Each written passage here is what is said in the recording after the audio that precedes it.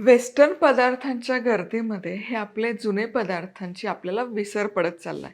पण मी तुम्हाला सांगते, एखाद्या संध्याकाळी जेव्हा या उडदाच्या डांगरचा खमंग असा सुवास दरवळतो ना, तेव्हा मला असं वाटतं मी काय आजीच्या कुशीतच जाऊन झोपले की काय. आणि तुम्हाला सांगते, हे पदार्थ आणि या फक्त आठवणी नाही आहेत, तर घरामध्ये अगदी मूठभर धान्य जरी उपलब्ध असलं ना, तरी तेच वापरून पदार्थ कसा चविष्ट आणि समाधानी करू शकतो, याची दिलेली आपल्या आजीनी, पूर्वजांनी शिकवण आहे. नमस्कार, मी मधुरा. मधुराज रेसिपीमध्ये तुम्हा सर्वांचं खूप खूप खूप मनापासून स्वागत. नवीन कोरं करकरीत चॅनल आहे, पटकन सबस्क्राईब करा. जुन्या रेसिपी, जुन्या आठवणी यांना उजाळा देता यावा, हाच तर हेतू आहे मधुराज रेसिपीचा. गेली 18 वर्ष झाले. तर खमंग असं उडदाचं डांगर करूयात. भाजी खायचा कंटाळा आला तर हे चमचाभर डांगर काढायचं, मस्त दह्यासोबत कालवायचं आणि खायचं. म्हणजे हे चटणीचं देखील काम करतं, भाजीचं देखील काम करतं. साहित्य काय काय घेतलं ते बघूयात. अर्धा कप चणा डाळ, पाव कप उडदाची डाळ, 6-7 सुक्या लाल मिरच्या, चवीपुरतं मीठ, 1 चमचा जिरं, 2 चमचे अख्खे धने. आणि यासोबतच आपल्याला दही लागेल आणि थोडंसं फोडणीचं साहित्य. सगळ्यात आधी चणा डाळ भाजून घ्यायची. चणा डाळ आहे ना, पूर्ण नाही भाजायची, एक हलकीशी त्याला बदामी रंग येईपर्यंत भाजायचं. चला, चणा डाळ हलकीशी भाजत आली, हलकासा खमंग सुवास दरवळायला सुरुवात झाली. आता यामध्ये उडदाची डाळ ही घालूयात आणि हे मिसळून एकत्र आणखी 2 मिनिटं भाजून घेऊयात.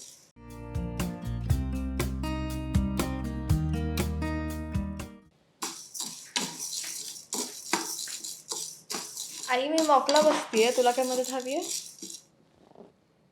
नको. आज नाही काय? अगं नाही ग, छोट्या छोट्या चटण्यांच्याच रेसिपी आहेत. किती वेळ चालणार आहे मग? 2 तास. जा, बाय. लढून ये, बाय. यशस्वी होऊन ये. चला, इथे डाळी छान भाजून झाल्या. हे बघा, डाळींचा हलकासा रंग बदलायला सुरुवात झाली. आता यामध्ये अख्खे धने, जिरे, डांगरमध्ये कढीपत्ता वापरत नाही, पण आहे म्हणून मग मी आता घालते.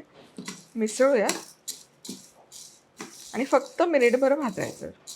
याच्यासोबतच सुकी लाल मिरची देखील, आणि फक्त मिनिटभर एकत्र भाजायचं.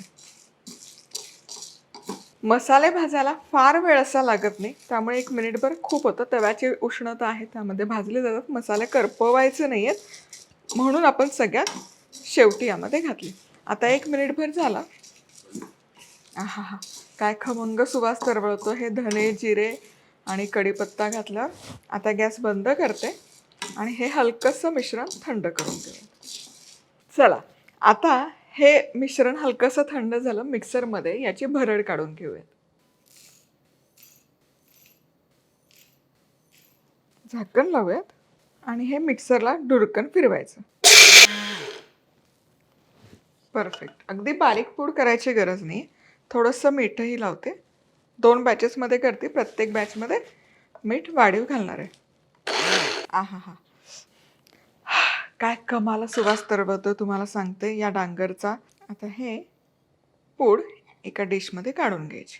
आता याच प्रकारे सगळी ही डांगरची पूड मी तयार करून घेते. हा आता पूड एका डब्यामध्ये तुम्ही भरून ठेवू शकता. बघा, एवढीशाचीच एवढी बरणीभर पूड तयार होते आणि खाताना अगदी चमचाभर लागतं.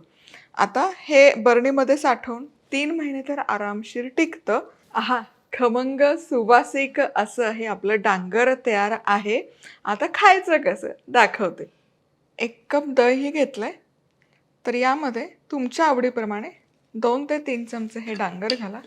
मिसळून घ्या. खूप पीठ नका घालू, कारण हे ना शोषून घेतं दही. डाळी आहेत सगळ्या ॲट. आता डांगरला रंग छान यावा म्हणून अगदी चमचाभर लाल तिखट, आपलं मधुराज रेसिपी बॅडगी मिरची पावडर आहे. तिखट जाळ नसते, पण पदार्थाला रंग छान येतो. आणि मधुराज रेसिपी club.com वरून खरेदी करू शकता.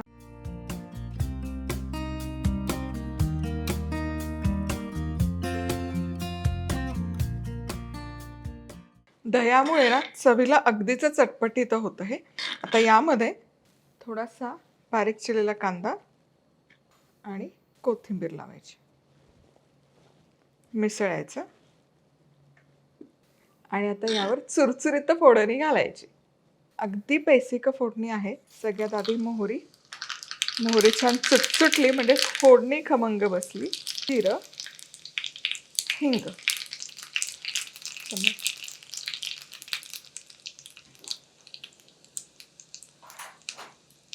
आता हे सुरसुरीत फोडणी मस्त या डांगरवर. वा वा वा, क्या बात आहे. आणि इथे आपलं मस्त खमंग चवीचं डांगर तयार.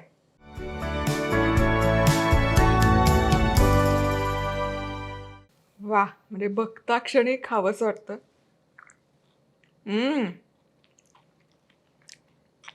भन्नाट. भाजी खायचा कंटाळा आला, डांगरची पूड करून ठेवा.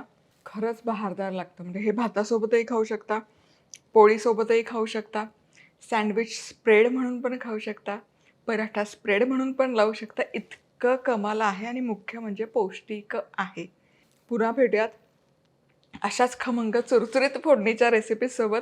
तोवर मस्त राहा, खुश राहा, आनंदी राहा. सगळ्यात महत्त्वाचं खात राहा.